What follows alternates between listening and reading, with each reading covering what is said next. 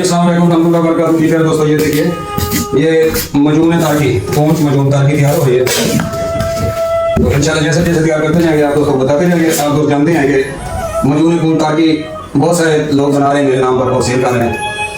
ये मजून सिर्फ मुझसे चलती है, मेरा कोई डीलर नहीं है, मेरा कोई मतलब दवाखाना ये दवाई सेल नहीं कर सकता। जी मेरे दोस्तों ये देखिए मजून कौन ताकि का नुस्खा और शहद 1 नंबर बैग का, पाकिस्तानी शहद नहीं है, इंशाल्लाह बाहर का शहद डालते हैं और मजून ताकि पहुँच बनाते हैं।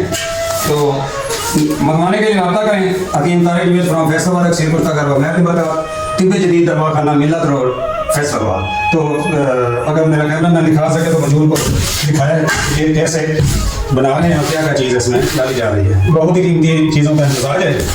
ये देखिए ये है मजून कौन ताकि।